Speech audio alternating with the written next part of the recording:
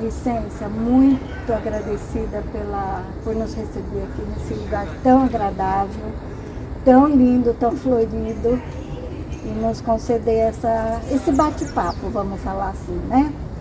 Eu sou diretora cultural da GED São Paulo, é um grupo, uma associação de jornalistas e escritores do Brasil, e nós estamos assim muito felizes porque nós somos profundas admiradoras do seu trabalho, que nós vamos conversar sobre ele, e da sua mãe, né? Nossa queridíssima Cora Coralina. Muito obrigada. Eu é que estou honrada com essa entrevista, viu? Pode ter certeza. Muito obrigada. Foi difícil a gente conseguir, né? Por causa da pandemia. E aí conseguimos aqui um espaço maravilhoso. Eu queria começar falando um pouquinho, se a senhora puder, sobre o seu trabalho como escritora. A senhora tem um livro, A Roda da Vida. A Roda da Vida, né? Cuja personagem principal é Rosalina. Rosalva. É. Conta um pouquinho para nós como foi escrever esse livro, a sua inspiração, a sua motivação. Esse livro é o segundo, porque o primeiro livro é que realmente eu até indico e tudo, é sobre a história da minha mãe. Nós vamos falar sobre ela já. E esse é o segundo. É Cora Coragem, né? Isso. Cora Poesia.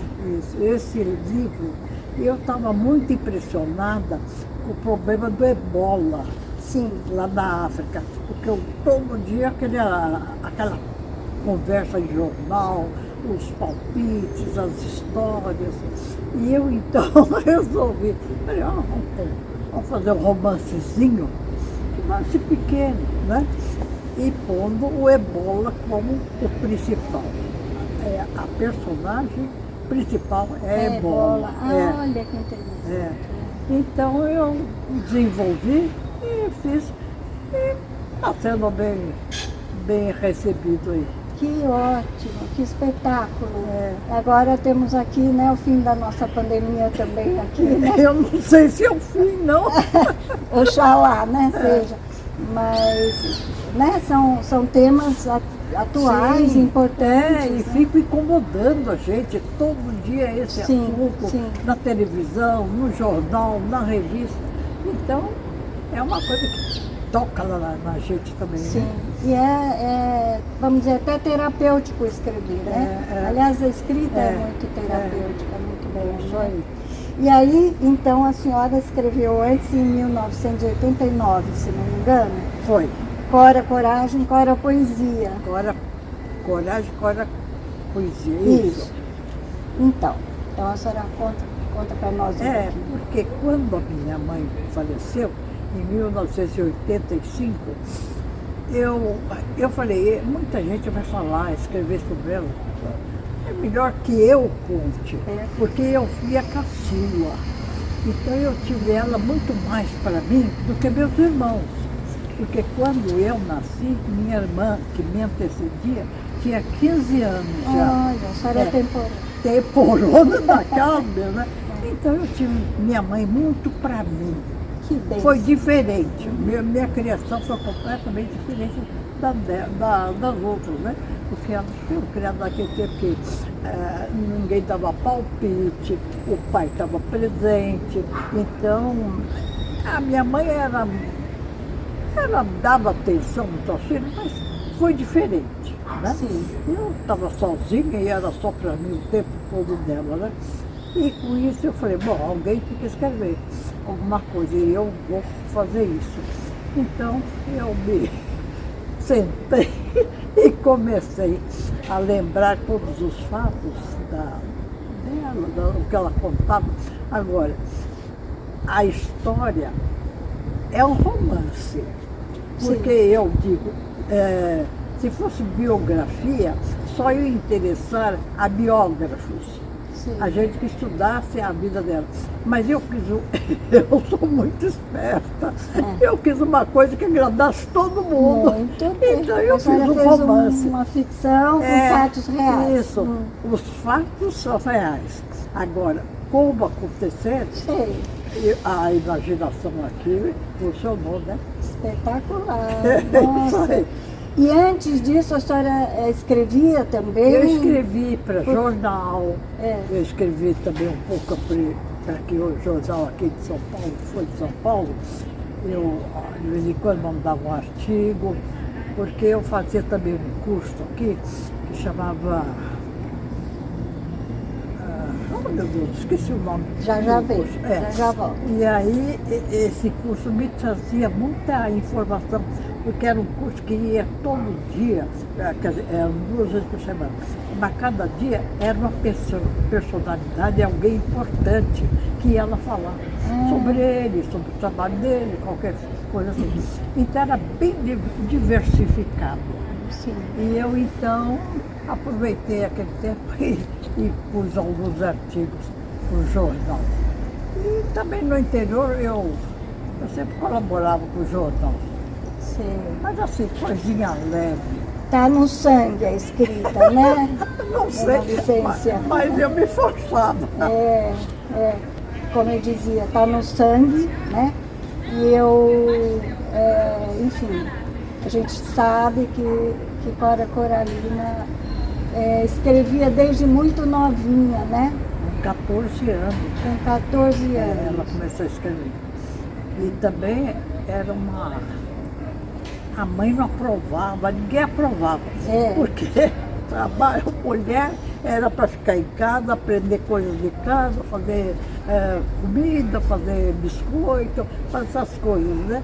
E era preparada para o casamento. Certo. Então, ninguém dava valor ao que ela escrevia. É. Tanto que Cora Coralina é pseudônimo. Sim, Porque sim. ela chamava Ana. Ana. Ana Lins dos Guimarães, Peixoto Bretas. Olha. E para ela sempre dizia, para diferenciar de outros anos, porque na cidade dela, a padroeira é Santana. Santana, Então, que agora, terça-feira, padroeira, dia Isso, 26, dia 26. de julho, E aí ela falou assim, que eu não quero ser confundida com outras Anas. Olha só, ela é então única, a única. Ela escreveu, ela pôs Cora, né, que acho vem que de coração. né? E depois, passado os tempos, ela pôs o Coralina para dar um tom diferente. Uma E eu acho- sonoridade boa. Né? Exato. Da Cora Coralina, parece uma Uma música. música, né? Perfeito, nossa. E ela foi conhecida no resto da vida por Cora, Dona Cora. Dona Cora. E teve coisas que ela comprou, por exemplo, ela morou em Andradina, ela comprou um sítio, outra coisa, e pôs o nome Cora. Ah, é? Registrou como Dona Cora. É o sítio de Dona Cora. Dona Vicência, esse caminho dela, quer dizer, é a vida dela, a escrita dela, né, a obra dela. Mas assim, em termos de cronologia, o caminho que ela fez, né, quer dizer, ela sai de Goiás e vai para Jabuticabal, é isso? Isso. E depois ela volta, ela vai para Penápolis, Andradina. Isso. E aí depois ela volta a morar aqui em São Paulo, porque meus irmãos já estavam numa idade de fazer um curso superior. Sei. E lá no interior não tinha. Né? Então ela morou também uns tempos aqui em São Paulo. Sei. E ela teve assim muitas atividades, né? Quer dizer, mãe de 6 filhos, me parece que perdeu 2, né? Sim. E criar os 4 filhos, e cuidar da casa, e cuidar da vida, e escrever, né? Ela teve sítio, Sim. ela teve pensão, Olha. ela dava refeição e também tinha ela hospedada. Porque quando ela morou em Jabuticabal, tinha muita gente que tinha filhos, mandaram estudar em São Paulo. Sei. Não tinha jeito lá de continuar, né? Então ela hospedava esse pessoal. Principalmente o pessoal que veio de Jabuticabal. E a pensão era aqui em São Paulo? Era. Rua Marquês de Tu. Lembra até hoje? Lá em Higienópolis. É. Olha. E a senhora?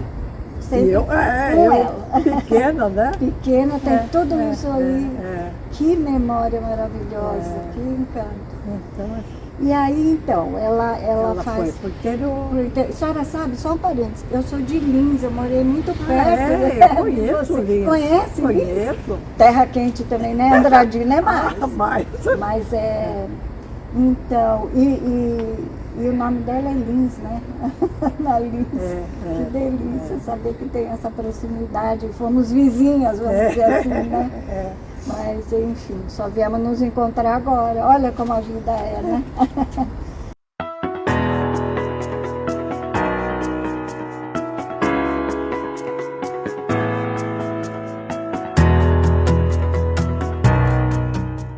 Então, dona Vicência, né, eu estava lendo um pouquinho sobre todo esse caminho, né, tentando atualizar, porque são muitas tudo informações. isso que você falou tá certo. Tá certo? Oba!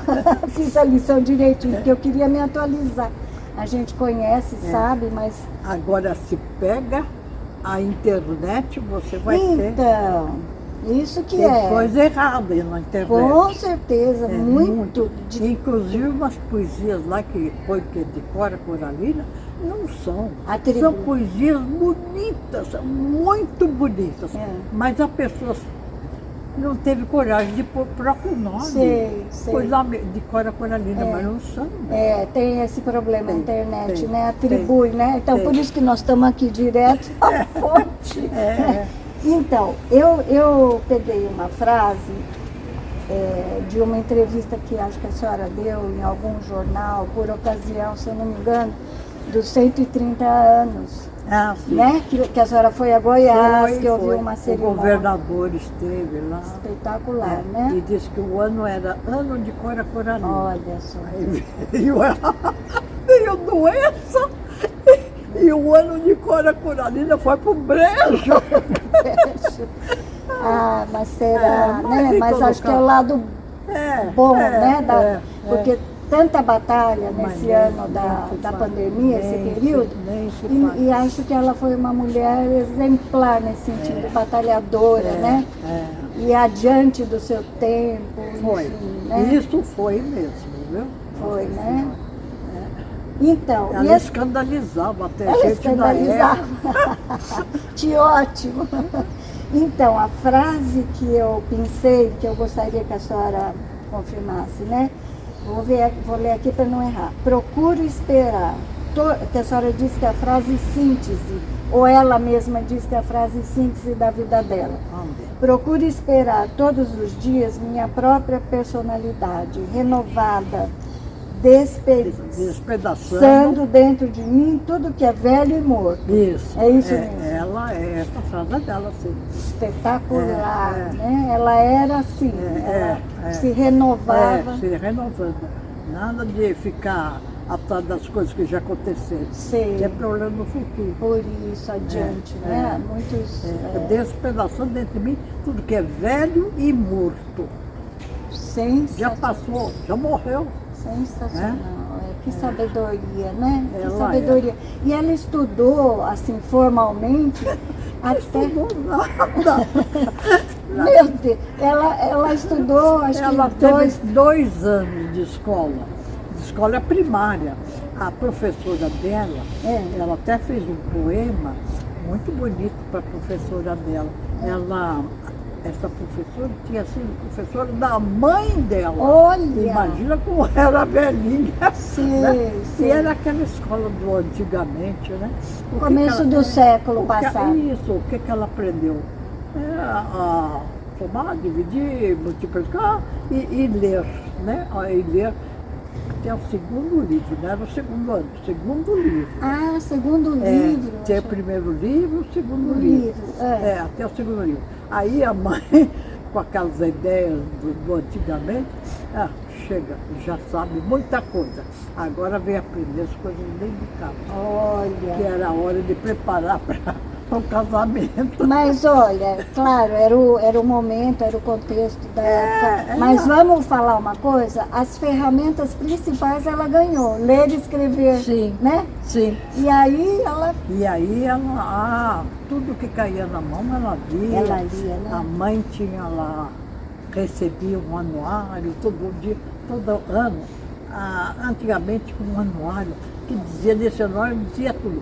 O tempo de fazer plantação, o tempo de colher, o tempo de receita de doce, essas coisas. E a mãe dela recebia esse anuário. Então ela foi e leu todos os anuários que tinha lá. Aí ela começou a ler tudo que caía na mão. Era assim, uma voracidade, ela queria, né? A senhora sabe, eu vou fazer um parênteses. A mãe do meu marido, a minha sogra, ela era contemporânea da sua mãe, em 1910, mais ou menos. E ela contava também que não podia ler, né? Então ela se escondia embaixo da cama para ler escondido. Olha só, né? Então como os tempos foram mudando e como ela enfrentou essa dificuldade, essa mudança, né? Eu tenho umas frases dela. Então vamos nas frases dela, porque eu ia falar uma frase dela. Então vamos pelas frases das suas primeiro. Aqui. Uma delas. Procuro superar todos os dias minha própria personalidade renovada, despedaçando dentro de mim tudo que é velho é morto. Sim. Viver para mim é compreender a criatura, o meio, o tempo, o bem e o mal. E, sobretudo, não condenar.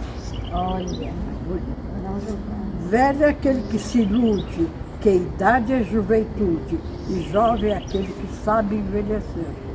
Que espetáculo. O tempo sempre foi o grande mestre. Aprendam com ele aquilo que nenhuma outra escola e outro mestre poderá ensinar. Feliz é o homem que busca um caminho. Feliz é o homem que o encontra. Acredito nos moços. Exalto sua confiança, generosidade e idealismo. Não sei se hoje está bem para isso. Haverá sempre esperança. É o ideal, né? Esse daqui tem uma padaria aqui em São Paulo que tem no alto, assim, essa frase. A padaria, viu? Aí eu fui lá saber os donos, né? É gente inteligente, não é gente... gente estudiosa.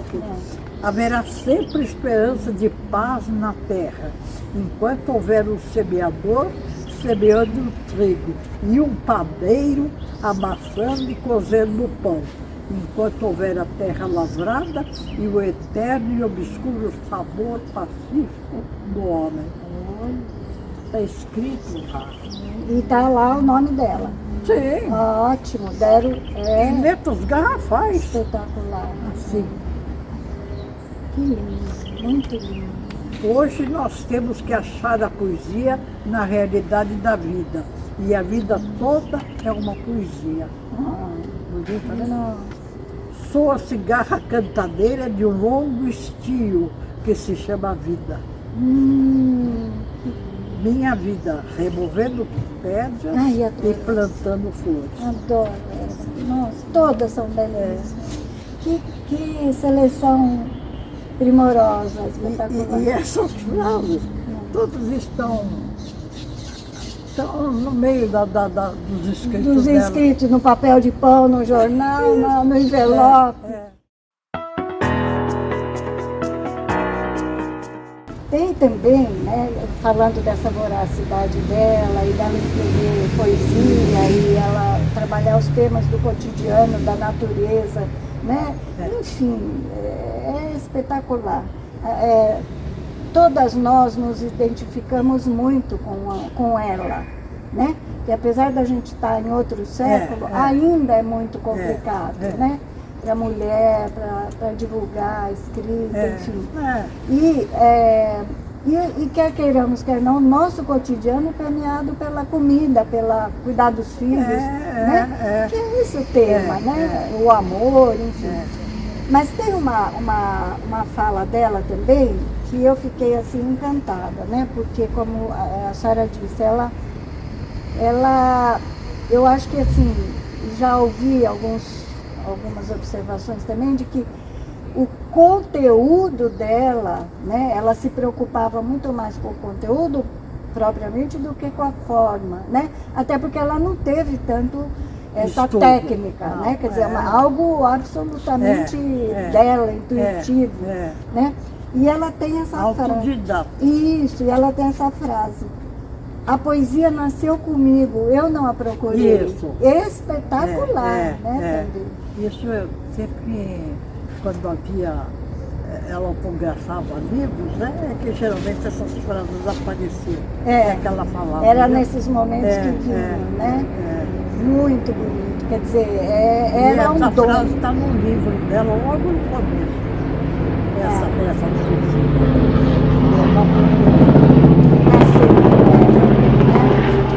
Então, falando então desse ambiente, né, que ela viveu e dos instrumentos que ela teve, que ela recebeu para poder escrever, aprendeu a ler e escrever, também fez parte, né, e é muito conhecido, e há até um livro, o livro de receitas, né? Tem. Porque ela era também uma cozinheira primorosa. Os doces dela, eu tenho água na boca só de pensar nesses doces. Ela começou a fazer doce para vender, né? Porque ela fazia doce para casa. Esse livro de receita tem licor, tem bolo, essas coisas. Isso ela nunca fez para vender. Porque quando ela voltou a Goiás, que ela morou 45 anos aqui no estado de São Paulo. Quando ela voltou, ela estava viúva, tudo. Eu já estava casada, né? Ela precisava de dinheiro para arrematar a casa que ela morava. Aquela casa, no fim, só tinha ela e os filhos de uma irmã, da última irmã dela, a mais nova. E os filhos não quiseram vender a parte para ela. Né? Então foi a leilão. E ela, sabendo que ia leilão, ela precisava do dinheiro. Então ela começou a fazer doces. Ela fazia 4 tipos de doce. Mamão vermelho. A laranja, aquela laranja da terra, né? Laranja, figo e mamão passa de caju. Agora, ela fazia e vendia na casa dela, mas também era só que fazia, não tinha ninguém para ajudar. A empregada descascava a laranja, qualquer coisa assim, lavava, né? Mas ela é que fazia, e é tudo doce que é glacerado. Que delícia. Você sabe o que é? Sim, eu não sei fazer, mas que vem aquela... É que nem um açúcar em volta, um glacê, né? Então, mas lá em Goiás ninguém sabe fazer, não. Porque o ponto do glacê é meio complicado. A senhora sabe, com eu certeza. sei. Ai, que delícia. Então ela fazia doce glacerado. E ela fazia e tinha lá para vender o que ela tinha fruta do tempo, né? Sim. Porque às vezes também não tem, não é tempo da laranja, não é tempo, né? E assim ela, quando tinha fruta lá, ela fazia e já deixava lá mesmo. E aí viu, as pessoas compravam, mas ela nunca deixou empregada mexer. Porque também não era de mexer, porque se mexesse no tacho desmanchava tudo. E era tudo pedaços assim, e ela com cuidado tirava, glacerava e secava ao sol, né? E depois ela punha em caixinha, uma camada de cada um. Não adiantava você falar também, quero só de laranja. Não, tinha que comprar tudo. Era do que tinha. Ela arrumava bonitinho na caixinha, Nossa. fechava a caixinha, enrolava num papel bonito, e aí a pessoa levava. E também a pessoa, muita gente falava assim, olha, eu vou dar uma volta enquanto a senhora arruma. Não, vai, ensinava, vai na igreja tal, vai no tal museu, vai ver tudo, quando você voltar, tá tudo prontinho. Que espetáculo. A senhora contando, eu fico imaginando que com todo esse cuidado, desse jeito só dela, né? Ela escrevia, isso, né? das horas, né? E aí eu também tenho essa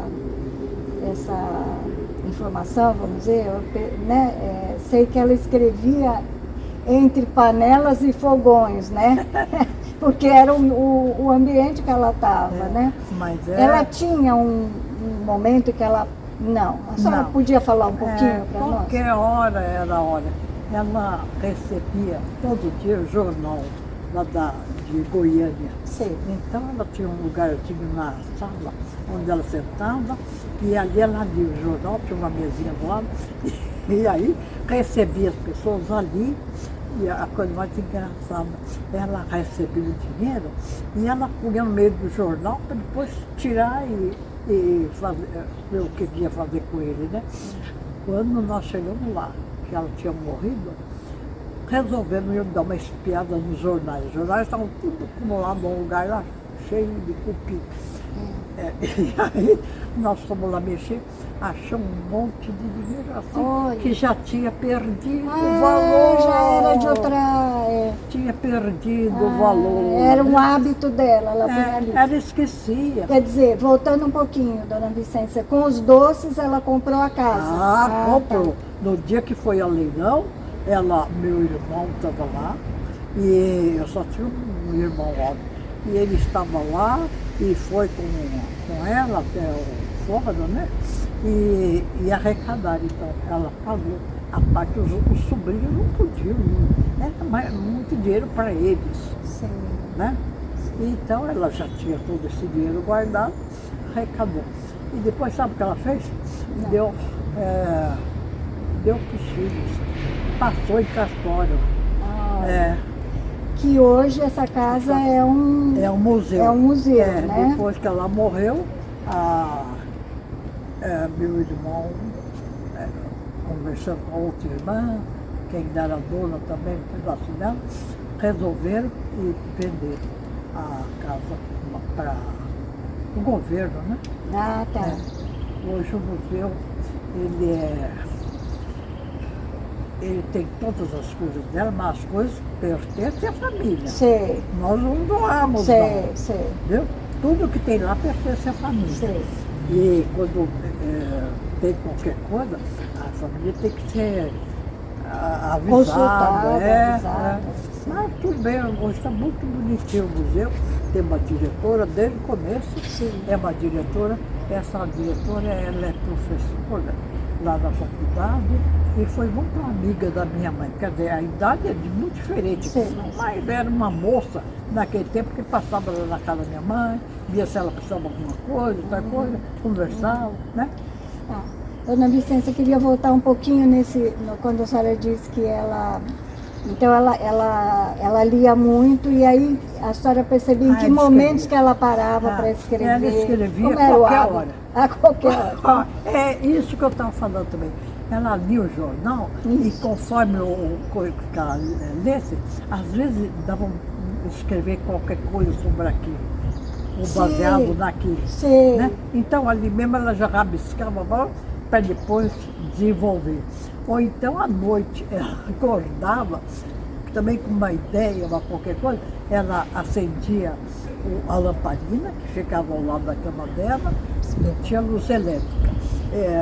Acendia e ali num caderno ela rabiscava mais ou menos o que, para no dia seguinte escrever direitinho. Para não perder a inspiração, a ideia, né? Então era qualquer hora. Sim. Né? Às vezes até conseguia, não. Podia ter um momento de inspiração, ela escrevia. Agora tinha escrito dela em papel de pão que vinha enrolado, o pão vinha embalado. Sim. Em pão, assim, envelope. de carta que ela tinha recebido, ela escrevia assim também. Tá em todo lugar. E em qualquer lugar também. Tinha na cozinha, na gaveta da cozinha. Que tinha na, espetáculo! tinha na escrivaninha que ela usava. Aí ela ganhou o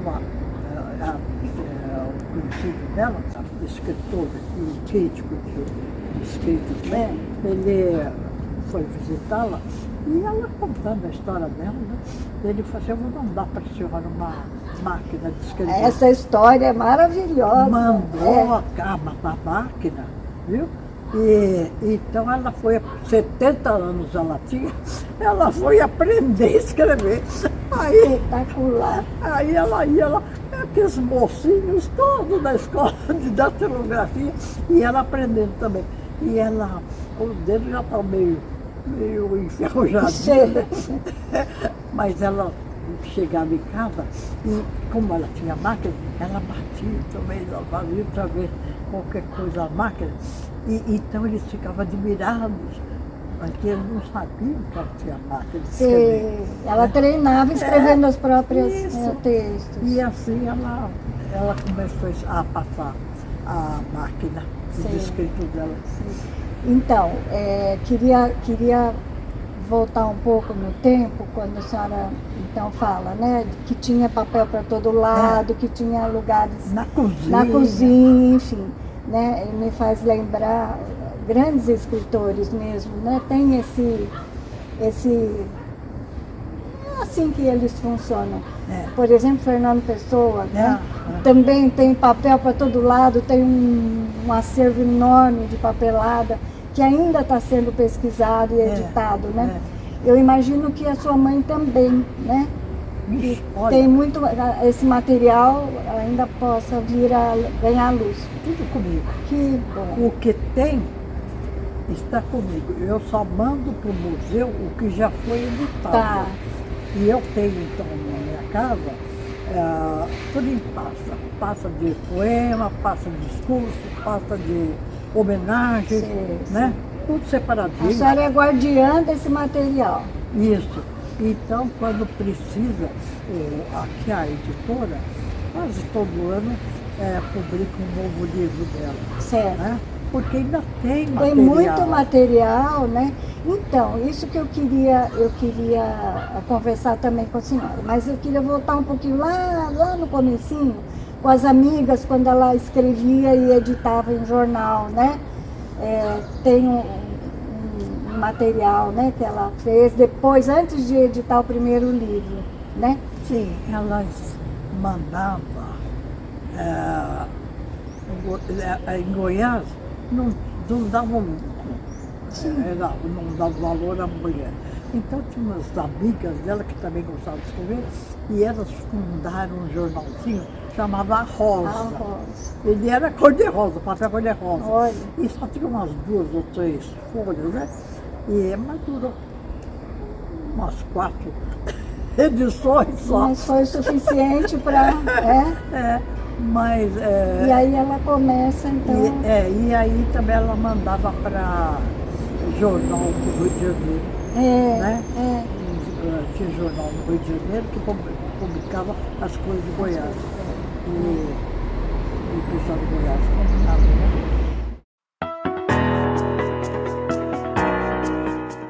A senhora pode falar um pouquinho do primeiro livro editado, da emoção dela, né? Porque eu imagino, tantos anos escrevendo e ela foi editar com 75, 76? 75. Ela foi aqui em São Paulo, quando ela morou aqui, ela vendia livros da editora José Olímpio. Era naquele tempo que punha na sacola e ia de porta em porta, vendendo, oferecendo. Nossa. Agora, ela vendia bem porque ela lia os livros antes, depois ela fazia a propaganda do livro, né? Ela vendia bem. Então, ela ficou muito amiga da família de Zé Olímpio. E quando quando ela juntou as poesias dela para editar, ela procurou José Olímpio. Tanto que a primeira edição, Becos de Goiás, História da foi José Olímpio Sim. que fez. Depois, a segunda, terceira edição, já foi lá à Universidade de Goiás. Sim. Mas ela publicou na José Olímpio, né? O primeiro. E a senhora tem essa memória, lembrança desse período da alegria, enfim, da conquista dela? Eu já morava longe dela, porque ela foi para Goiás, né? E eu já estava casado, meu marido era bancário, então a gente andava mudando de cidade e eu morava no interior. Eu sei, ela deve ter ficado satisfeita, né? Claro, com uma conquista, né? E ela então vendia os livros dela na casa dela. Quem ia comprar doce encontrava poesia. Que coisa linda. Nossa, saía dali com por isso que eu digo, material saboroso. Ela põe o dinheiro em qualquer lugar que estava à mão ali. Muito bom.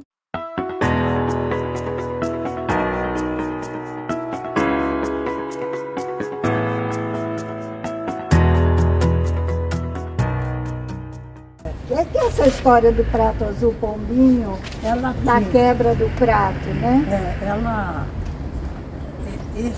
Antigamente, compravam que podia, né? Aquelas louças que vinham da China, né? Então, eram aqueles pratos, azul, né? Era branco. É a capa do livro, né? Tem o prato azul. Tem. E aí, em alto relevo, em azul, alto relevo, aquelas coisas chinesas lá, viu? Então, a minha avó comprou um jogo desse.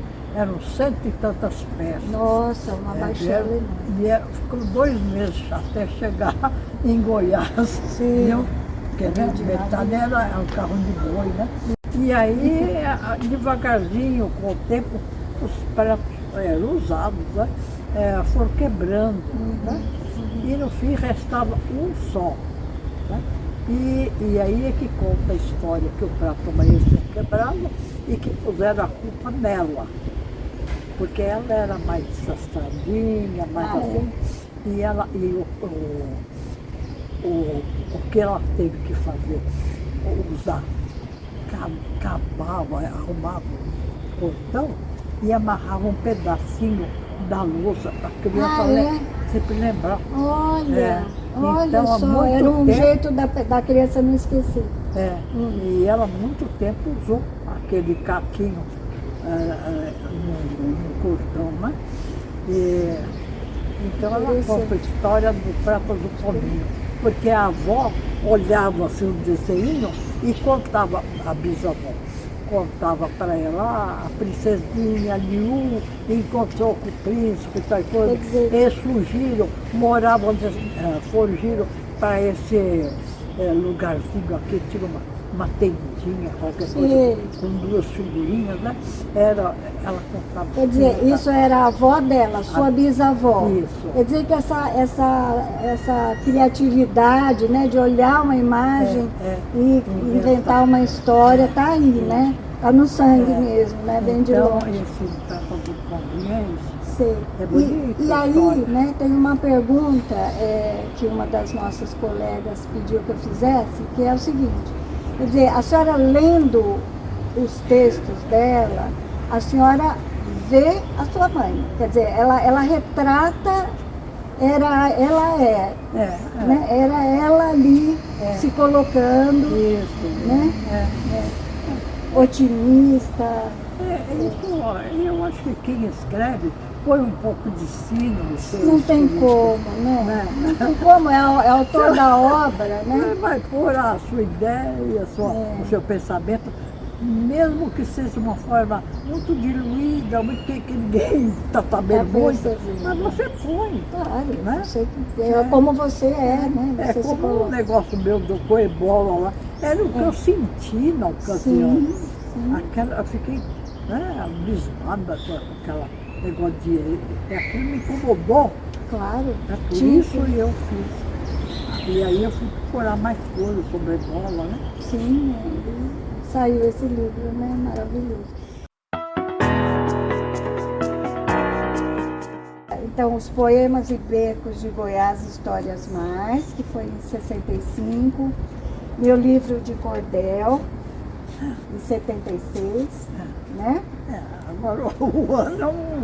Tem aqui. Vintém de Cobre, Meias Confissões de Aninha. Vintém de Cobre, Meias Confissões de Aninha, um livro só. É um livro só, Tem uma pequena carta, uma grande carta, vamos dizer, né? Que o Drummond escreveu para ela sobre esses livros. Esse livro. Porque ela esteve aqui em São Paulo e foi homenageada. Naquele tempo teve um festival ali, aquela portuguesa, como que ela chama? Ela morreu, que é escritora também. Ela fez um encontro, uma homenagem aí no Clube Roma, viu? Bom, e a minha mãe, então, foi homenageada, tal coisa, e aí alguém levou um livro dela e deu para o Drummond. Ela não conhecia o Drummond. E ele, então, leu, e aí ele gostou tanto que ele escreveu uma carta para ela e mandando para Goiás, certo que ela ia receber, e ela recebeu. Onde ele homenageia, onde ele fala do que gostou e que ela era a pessoa mais importante de Goiás, mais do que o governador, do que as autoridades, né? E com isso ele escrevia sempre para alguns jornais do Brasil inteiro. Então. E aquele artigo ele pôs aqui em São Paulo, mandou para todo lugar. Eu tenho um trecho aqui, eu vou relembrar esse trecho, porque eu acho que ele é maravilhoso. A respeito do Becos de Goiás, Histórias Mais, tem um trecho dele que ele diz assim: se há livros que comovedores, esse é um deles, né? E a respeito do Vintém de Cobre, Meias Confissões de Aninha, ele escreveu para ela o seguinte: minha querida amiga Cora Coralina, que aí acho que nessa época eles já estavam mais... seu Vintém de Cobre é para mim moeda de ouro.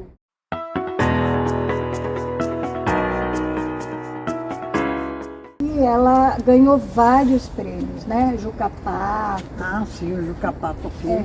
Foi a primeira mulher que ganhou o Juca Pato aqui em São Paulo. Viu?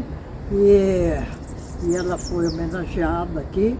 Quem declamou bonito e homenageando ela no dia do Juca Pato foi Bonfim.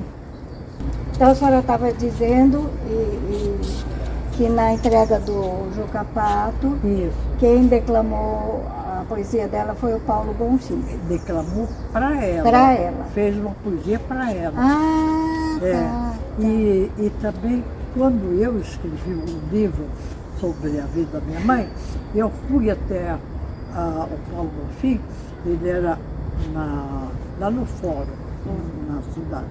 E eu pedi para ele licença, porque a poesia dele começa: Cora Coragem, Cora dos Goiáses. Né? Então, Cora Coragem. Aí eu falei, eu vou usar isso. Perfeito. Eu pedi licença, né? E eu usei Cora Coragem. É a imagem, né? É o que identifica, que espetáculo. Então ela ganhou vários prêmios, né? Isso. Pertenceu a várias academias. Academia Feminina, lá de Goiânia. Isso. Academia Feminina. Academia só. Associações, acho que tem aqui. Associação. Doutor honoris causa da Universidade Federal de Goiás. Isso é o que ela achou o máximo, né? Porque afinal ela tinha tido 2 aninhos de escola e recebe no doutora, É, né? maravilhoso. Porque aí ela ficou doutora. Sim. Né? Quanta gente estudada que não, né? que não consegue escrever nada. Honoris causa, isso aí. Então, tem também eleita símbolo da mulher trabalhadora rural pela FAO, que é a Organização das Nações Unidas, né? Para a Agricultura e Alimentação. Né? E interessante que ela tem o texto sobre o milho, né? Que fala da humildade, né? E, enfim, agricultora, né? Ela trabalha com a terra, com a pedra, com a... cuidou da terra. E tem Então, queria também que a senhora falasse, porque tem escritos dela para crianças, infantis, né? Um é baseado ela escreveu para um neto. Isso, os dois, ela só tem... Ela tem Os Meninos Verdes. Isso. É uma história que ela inventou. Né? E depois ela escreveu eles consideram infanto-juvenil, Os Meninos Verdes. Que fala da diversidade, da diferença. Isso. Não. Os Meninos Verdes é uma história que ela inventou que na horta dela deu uma planta, nasceu sozinha, parecia um repolho, mas que quando cresceu, era um menininho, né? E que eram 7 menininhos, né? E ela inventa então a história. Mas uma poesia, ela gostou muito. De uma vez ela foi na minha casa, eu morava em Anápolis, e ela esteve na minha casa, e minha filha, chamada Célia, tinha lá no quintal, a dizer uma hortinha. Ela plantou um canteirinho, sementinha de arroz, sementinha de feijão, sementinha de milho. Então ficou aquela rocinha ali, né? E minha mãe ficou muito impressionada. Então, e também nesse tempo minha mãe estava juntando dinheiro para comprar uma geladeira, para poder facilitar o trabalho dela. Ela podia fazer, dava começo ao doce hoje, guardava na geladeira para acabar na outra hora, né? E ela gostava, ela queria comprar uma geladeira. Então essa menina, que ela ficou muito admirada, porque da rocinha lá, ela pegou o dinheirinho dela, do cofrezinho, e deu para a avó. Vó, esse daqui é para você comprar geladeira também. Então minha mãe achou aquilo uma coisa. E quando ela foi mais adiante, ela escreveu uma historinha onde conta esse caso. Né? A menina, o cofrinho e a vovó. Isso. Que chama. A menina, o cofrinho. Tá, e ela tem também... E o outro ela escreveu para o meu filho mais novo. Ah, foi para o seu filho? O Carlos Magno. É a história... a moeda de ouro que o pato engoliu. Isso. Ela conta, ela escreveu uma carta para ele, até porque eu tinha carta para ele guardar. Sim. Onde ela conta a historinha do pato que engoliu a moeda. Que lindo, nossa, que presente. É o Carlos Magno, né? Seu filho. Em 65 ela escreve. Como era a Cora Coralina como pessoa? Ela era tão otimista como seus poemas? Sim, muito otimista mesmo. Sempre achando que a coisa ia melhorar, os moços iam muito à casa dela, então ela sempre dava aquela coisa de entusiasmo pela vida, acreditando sempre que alguma coisa vai mudar e vai melhorar. Era otimista. Que ótimo, nossa, é admirável, né? E, sim, se ela tinha algum ritual para escrever, algum horário preferido, a senhora já comentou, né? O local. Não tinha. Ela corrigia muito o que ela escrevia ou saía de pronto assim? Não, quando ela ia passar a máquina, ou então alguém estava passando para ela a máquina, e ela fazia, ela sempre corrigia alguma coisa. Sim, sempre tem algo, sempre, né, para acertar. E também ela sempre usava uns termos diferentes, né? Mas ela tinha volumes, tipo 3 ou 4, de, como chama? Dicionários. Sim. Então ela era uma consultora feroz De dicionário. Então ela usava muito palavras que ela usava certinha. Espetáculo. Ela via no dicionário. Dicionário.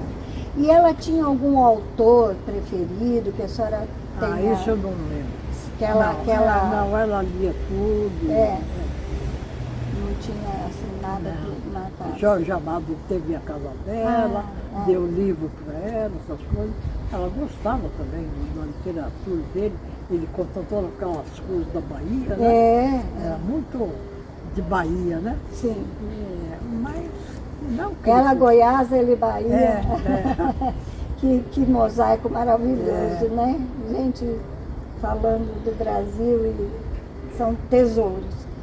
Então, e como ela era como avó? A senhora falou da sua filha, né? Que tinha lá e ela então escreveu o livro. E essa relação com netos, ela tem quantos netos então? 15 netos, nossa. Ela dava atenção, gostava, mas sabe como que é? Nesse tempo de neto e tudo, ela já estava morando em Goiás sozinha. Ela estava morando em Goiás. Sozinha. Então só quando os filhos iam e levavam os seus próprios filhos, né? Sei. Então era uma coisa mais, não era tão chegada, de ficar abraçando, beijando, isso mas não. nem era costume de antigamente, né? Não. Essa E, coisa. e conosco, com os filhos, ela era exigente. Não aceitava que você ficasse em cima do muro, como diz hoje, não. Você tem que tomar uma posição. É contra, não é? Porque... Em relação a qualquer coisa. Sim. E vamos conversar sobre isso. Nada de ficar em cima do muro, não sei, quem sabe. Isso não existia. Sim. Era muito positivo isso. Nossa. E a senhora, assim, né? A senhora tem, ela tem tantos netos. O que será que um neto perguntaria para ela hoje? O que esse neto, ela responderia, assim, em relação Eu sei lá se hoje os netos iam perguntar alguma coisa interessante. Interessante. Eles não estão alienados. Eu acho que os jovens não estão alienados. Infelizmente é um outro momento, né?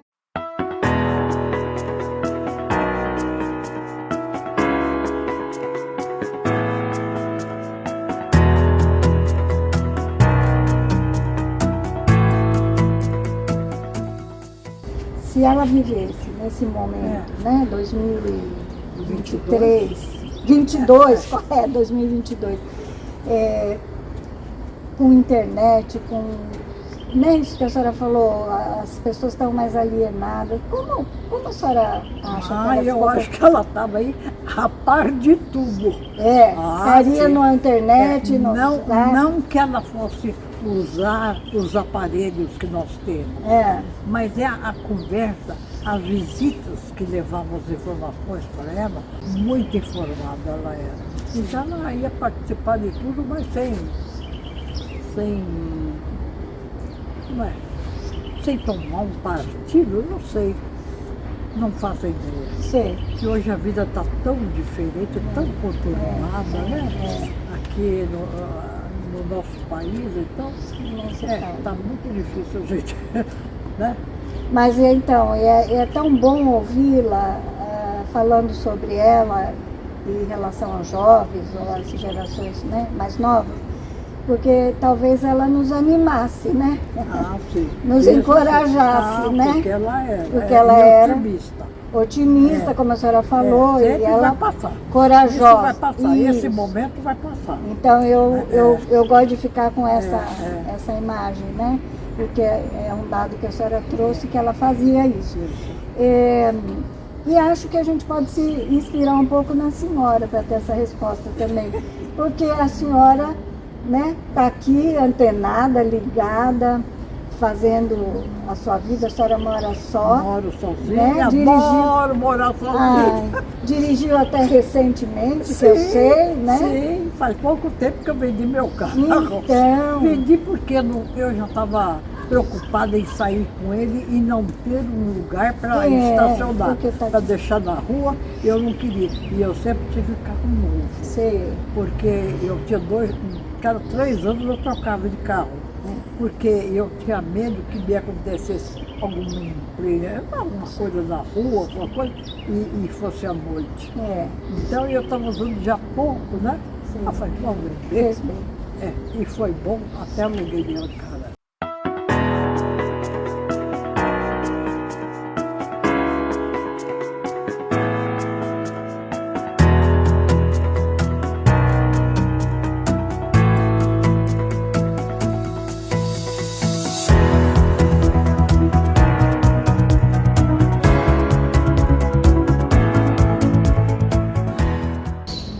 Os pertences estão... Museu Casa de Cora Coralina. Os pertences estão lá, são propriedade da família, mas eu sei que a senhora tem um tacho de cobre por aqui com uma planta maravilhosa, é isso? Não, não tem planta. Não tem? Falaram que tinha uma planta?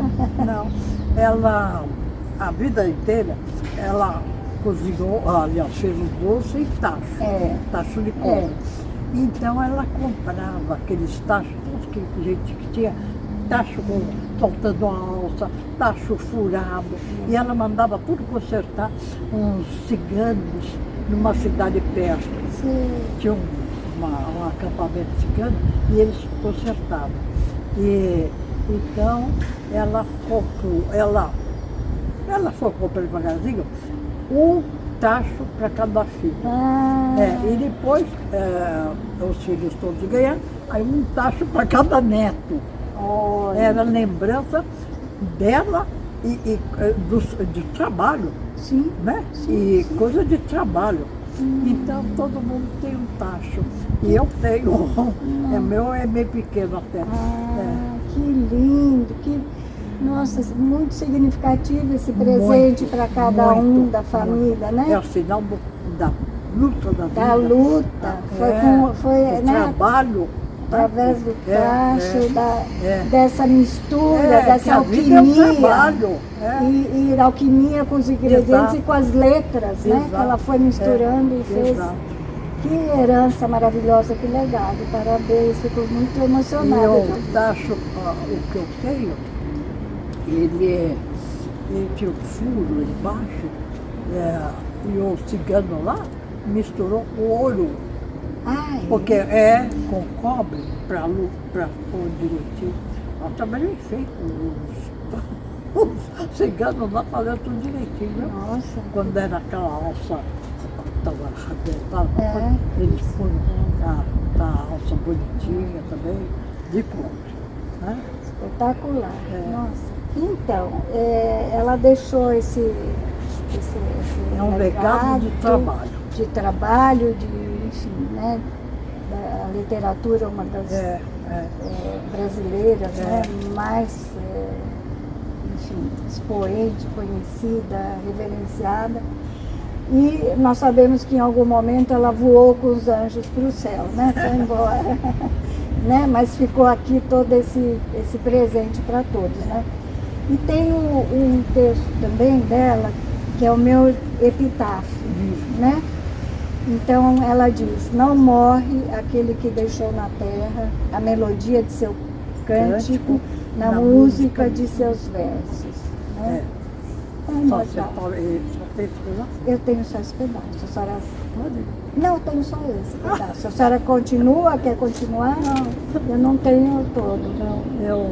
Eu também, no meu livro lá, dela, eu falo sobre ela, eu termino com não morre aquele que deixou na terra a melodia do seu cântico na música dos seus versos. Bonita, né? Lindo, lindo. É como nós falamos lá antes, é tudo melodioso, né? Cora coralina, né? É tudo muito doce, é tudo muito forte, né? Enfim, a natureza e a poesia, a inspiração, né?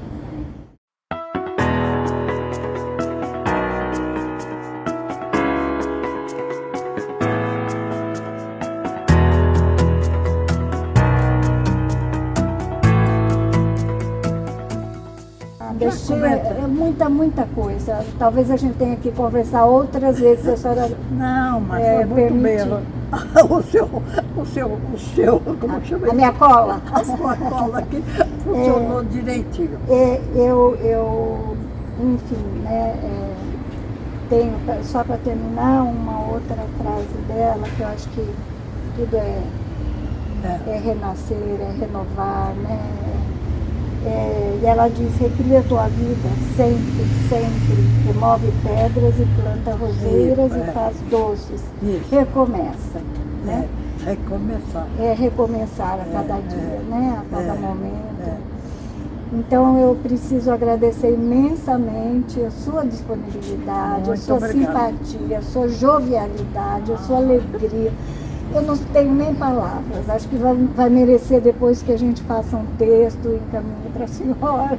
Falar em jovialidade, essa coisa, tem uns parentes, uns sobrinhos, que tem uma vontade de pegar as coisas da minha mãe e representar, como eu faço. Sim.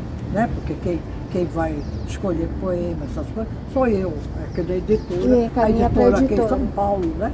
Então eu não sei se eles acham que isso é uma vaidade, para eles seria vaidade, mas eles têm vontade de pegar. E eu falo assim, isso desiste, porque eu vou viver até os 100 anos. A senhora vai passar dos 100. E não vou deixar ninguém fazer nada enquanto eu estiver viva. Eu é que vou tomar conta das coisas da minha mãe. Tá certo. E já me acordo, até 100 anos eu estou firme aqui. Com certeza a senhora vai passar. Hoje em dia a expectativa de vida é 120. E olha, muito mais. Eu vejo Deus lá, abençoe. então eu vejo, né, o Niemeyer foi até 103. A dona Cano, então, 104. Maravilhosa. A sua genética é boa. Eu tenho que ir longe, hein? E a senhora... Me nego a morrer.